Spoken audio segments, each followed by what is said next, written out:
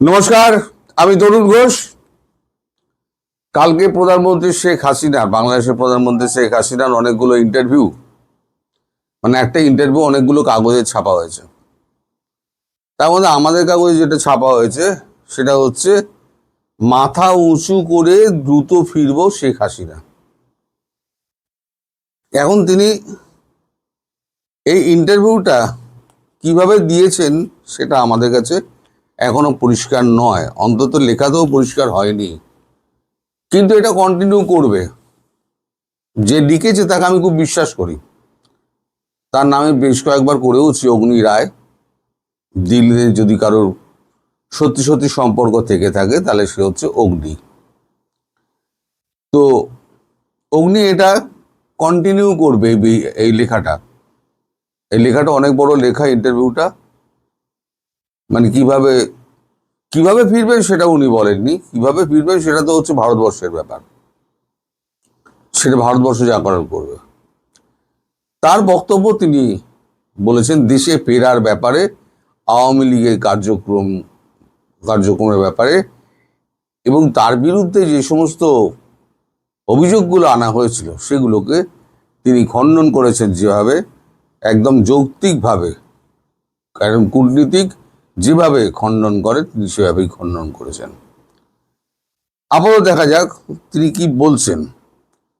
তিনি বলছেন বাংলাদেশের বিএনপি ক্ষমতায় আসার পর দ্বিপাক্ষিক সম্পর্কে নতুন ইনিংস শুরু করেছে মোদী সরকার। তবে গত মাসে নয়াদিল্লিতে এসে সে দেশের বিদেশমন্ত্রী খলিলুর রহমান, শেখ হাসিনা এবং প্রাক্তন স্বরাষ্ট্রমন্ত্রী আসাদুজ্জামান খান কামালকে প্রত্যর্পণের আর্জি ফের জানিয়েছেন। বিদেশ মন্ত্রক সূত্রের খবর, হাসিনাকে ফেরত পাঠানো নিয়ে কোনো চিন্তাভাবনা এখনো প্রধানমন্ত্রী দপ্তরের নেই। এই পরিস্থিতিতে তার নিজের এক আওয়ামী লীগের জন্য নেতাদের দেশে ফেরা নিয়ে একান্ত সাক্ষাৎকারে মুখ খুললেন শেখ হাসিনা। প্রসঙ্গত 6 বছরের নির্বাসিত জীবন কাটিয়ে 1981 সালের 17ই মে নিজ দেশে ফিরেছিলেন। তার ঠিক 45 বছর পর ভারতে আসা শেখ হাসিনার বক্তব্য, আমাকে 19 বার হত্যা করার চেষ্টা করা হয়েছে। 2004 সালের 21শে আগস্ট গ্রেনেড হামলা করে আমাদের দলকে ধ্বংস করে দেওয়ার ষড়যন্ত্র হয়েছে, কিন্তু থামানো যায়নি। সৃষ্টিকর্তা যেহেতু আমায় বাঁচিয়ে রেখেছেন, আমি দ্রুততায় বাংলাদেশের মাটিতে ফিরব। মাথা উঁচু করে দেশে গণতান্ত্রিক পরিবেশ ফেরানোর গর্ব নিয়েই ফিরব। কিন্তু আওয়ামী লীগের ওপর নিষেধাজ্ঞা থাকলে কিভাবে প্রত্যাবর্তন সম্ভব? শেখ হাসিনার কথায় এই প্রশ্ন তাকে করা হয়েছিল। তা শেখ হাসিনার কথায়, বঙ্গবন্ধুকে সপরিবারে হত্যা করার পরও তৎকালীন শাসক গোষ্ঠী আওয়ামী লীগকে ধ্বংস করার সব চেষ্টা করে, কিন্তু উল্টে আওয়ামী লীগ শক্তিশালী হয়ে ফিরে এসেছে। যারা এই নিষেধাজ্ঞাকে স্থায়ী বলে মনে করছেন তারা তাদের ইতিহাসের পাতায় চোখ রাখতে বলবো। আমাদের কোটি কোটি সমর্থক এবং লাখো লাখো কর্মী দেশেই রয়েছেন। এখনো আমার ছাত্রলীগের ছেলেটাই অসহায় কৃষকদের পাশে রয়েছে। ইউনূসের নেতৃত্বাধীন অবৈধ অন্তর্বর্তী সরকার এবং সাজানো নির্বাচনের মাধ্যমে গঠিত বিএনপি সরকারের অপশাসনের বিরুদ্ধে আমাদের নেতাকর্মীরা সরব। আওয়ামী লীগ মানুষের আবেগ রয়েছে, আমাদের আওয়ামী লীগ মানুষের আবেগে রয়েছে, ফলে আমাদের ফিরে আসা অনিবার্য। শুধু কিছু সময়ের ব্যাপার। আরও সংগঠিত ও শক্তিশালী হয়ে ফিরব। নীরবে তার প্রস্তুতি চলছে। এই নীরবে তার প্রস্তুতিটা কি আওয়ামী লীগের প্রস্তুতি? আওয়ামী লীগের প্রস্তুতি সেরকম নেই কিছু, আমি চোখের সামনে যা দেখতে পাচ্ছি। তাহলে কার প্রস্তুতি চলছে উনি ভালো বলতে পারবেন। কিন্তু এটা তো ঘটনা যে আগামী আওয়ামী লীগের বহু নেতাকর্মী এই মুহূর্তে দেশের বাইরে, কলকাতাতেও রয়েছেন দলের অনেক প্রাক্তন মন্ত্রী, সাংসদ। হাসিনা বলছেন, এই প্রশ্ন যখন করা হয় তখন হাসিনা বলছেন, কেউ স্বেচ্ছায় দেশ ত্যাগ করেনি। ভয়াবহ পরিস্থিতিতে অনেকেই প্রাণে বাঁচতে দেশ ত্যাগ করতে বাধ্য হয়েছেন। দলের 600-র বেশি নেতাকর্মীকে নির্মমভাবে হত্যা করা হয়েছে। 1.5 লাখ নেতাকর্মীকে মিথ্যে মামলায় গ্রেপ্তার করা হয়েছে। কারাবন্দীদের ন্যূনতম আইনি অধিকার দেওয়া হচ্ছে না। এই অবস্থায় যারা বাইরে রয়েছেন তারা বিশ্বের বিভিন্ন মানবাধিকার সংগঠনে বাংলাদেশের প্রকৃত পরিস্থিতি তুলে ধরছেন। সামাজিক মাধ্যমে সক্রিয় হয়েছেন। দেশের ন্যূনতম গণতান্ত্রিক পরিবেশে আইন ও শাসন তৈরি হলেই তবে ফিরবেন। শত প্রতিকূলতার মধ্যেও তার দলীয় কর্মসূচি পালন করছেন। দল তার সর্বোচ্চ আচ্ছা, শত প্রতিকূলতার মধ্যেও যারা দলীয় কর্মসূচি পালন করছেন, দল তাদের সর্বোচ্চ মূল্যায়ন করবে। এই লাইনটা খুব গুরুত্বপূর্ণ। মানে এখন যারা এই কর্মসূচি পালন করছে এত ঝড় ঝাপটা সামলে, তারাই কিন্তু সর্বোচ্চ মূল্যায়ন পাবে। ভারতের সঙ্গে সম্পর্কের মূল্যায়ন কিভাবে করছেন শেখ হাসিনা? বিশেষ করে তার বিরুদ্ধে ভারত বিরোধীদের বরাবরই অভিযোগ ভারত তোষণের। হাসিনার কথায়, আমরা বিরোধী শক্তিরা সর্বদাই এই অভিযোগ করেছে, আমাদের বিরোধী শক্তিরা সর্বদাই এই অভিযোগ করেছে আওয়ামী লীগ নাকি ভারতের কাছে দেশ বিক্রি করে দিয়েছে, দেশ বিরোধী চুক্তি করেছে। কিন্তু খেয়াল করে দেখুন, অন্তর্বর্তীকালীন সরকার অথবা বর্তমান বিএনপি সরকার এখনো পর্যন্ত একটিও দেশ বিরোধী চুক্তি সামনে হাজির করতে পারেনি। তাদের মিথ্যাচার প্রমাণিত হচ্ছে।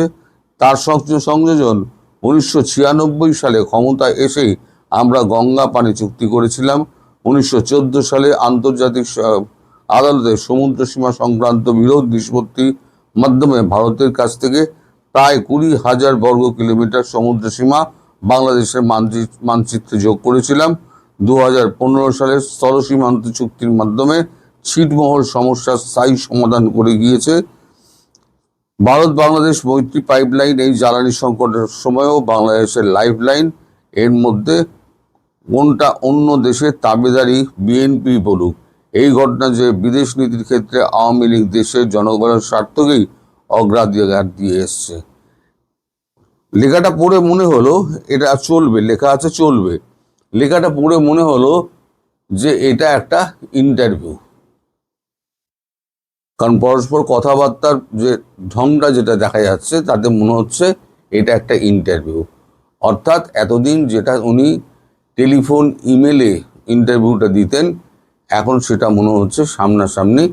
এখন অনেকগুলো কাগজে বেরিয়েছে, মিলেনিয়াম পোস্টে বেরিয়েছে, তারপর আমাদের টাইমস অফ ইন্ডিয়ায় বেরিয়েছে, তারপর Y1-এ বেরিয়েছে, অনেকগুলো জায়গায় বেরিয়েছে। যারা যারা একটা দিন বোধহয় টাইম দিয়েছিলেন উনি, সবাই মিলে গিয়ে তার ইন্টারভিউ নিয়েছে। এখন কি করে ফিরবেন এই প্রশ্ন দেখুন, শেখ হাসিনা সদুত্তর এখন দিতে পারবেন না। এইটা শেখ হাসিনার নির্ভর করছেন ভারতবর্ষের উপরে সম্পূর্ণ। আর আওয়ামী লীগের কর্মীরা চোরাগোপ্তা সমস্ত কিছু করছেন, তারা ফেরার চেষ্টা করছেন, এটা ঠিক।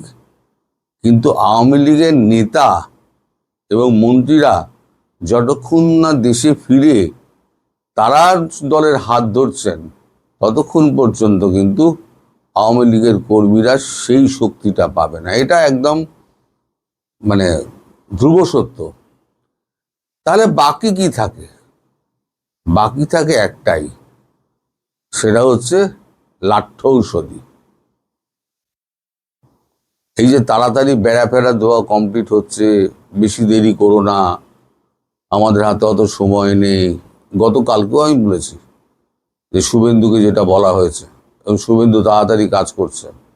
আমার মনে হয় ভারতবর্ষ আর বেশি দিন অপেক্ষা করবে না। ভারতবর্ষ এই ঝামেলা থেকে মুক্ত হতে চায়। যে পাশের রাষ্ট্রে একটা এরকম দুর্বিনীত সরকার বসে আছে, আর তারা মাৎসন্যায় করে যাবে। তারপর সকালে যেটা বললাম, যেটা ইন্টারভিউতে যেটা শুভেন্দু বলেছে, যে দুদেশের জামাতকে আমি উৎখাত করে ছাড়বো। তার মানে বাংলা দিয়ে ওই যে পূর্ব দিয়ে আক্রমণের কথা বলা হয়েছে না, এবার ভারত পূর্ব দিক দিয়ে হয়তো আক্রমণটা করবে, আমার যতদূর মনে হচ্ছে। করে যা শায়েস্তা করার শায়েস্তা করে একমাত্র ভারতই পারে। এবং আমি অনেক আগে বলেছি, যদি নরেন্দ্র মোদী সরকার মনে করেন, বা নরেন্দ্র মোদী যদি মনে করেন শেখ হাসিনাকে প্রধানমন্ত্রী হিসেবে তক্তে বসিয়ে দিয়ে আসবেন, মানে সিংহাসনে বসিয়ে দিয়ে আসবেন, তাহলে পৃথিবীর কোনো শক্তি ওনাকে আটকাতে পারবে না। এত কিছু করেও আমেরিকার মতো শক্তিমান দেশ কিন্তু ভারতকে টলাতে পারেনি, নরেন্দ্র মোদীকে টলাতে পারেনি। এই যে এত বড় মিটিংটা হয়ে গেল, এই আপনার বেজিংয়ে ডোনাল্ড ট্রাম্প এবং আমাদের জিনপিংয়ের মধ্যে, মোদির মধ্যে কোনো পরিবর্তন দেখেছেন? উনি দেশ ভ্রমণে বেরিয়ে গেছেন, কারণ ওনার পরবর্তী কাজ হচ্ছে বাংলাদেশে শেখ হাসিনাকে প্রতিষ্ঠা করা, এবং তার কাজটা খুব সময় মতো খুব তাড়াতাড়ি হয়ে যাবে। যার জন্য আমি বলেছিলাম যে ডিসেম্বরের মধ্যে উনি ফিরবেন, হয়তো দেখা যাবে যে ডিসেম্বরের আগেই হয়তো ফিরে আসছেন।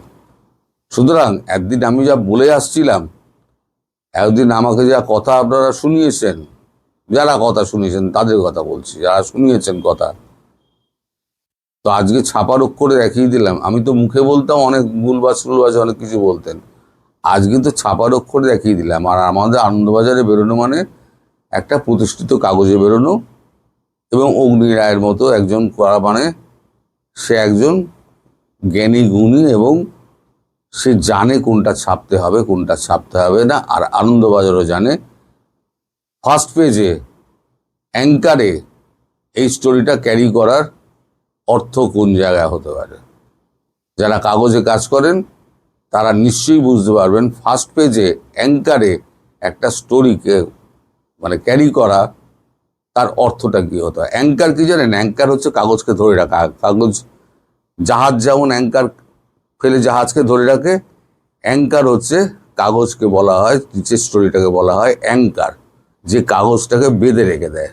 ওপরের লিড ধরে রাখে, তলার অ্যাঙ্কার ধরে রাখে, মধ্যিখানে কাগজ থাকে। এইটা হচ্ছে কাগজের লেআউট। যাই হোক, এই কাগজ সম্পর্কে আমি বলতে বসিনি আপনাদের কাছে। তো এখন আপনারা এখন দিন গুনুন, দেখুন আমার কথা সত্যি হয় কি মিথ্যে হয়। 1.5 বছর ধরে, 2 বছর ধরে আমি তো গালি খেয়েই মরছি।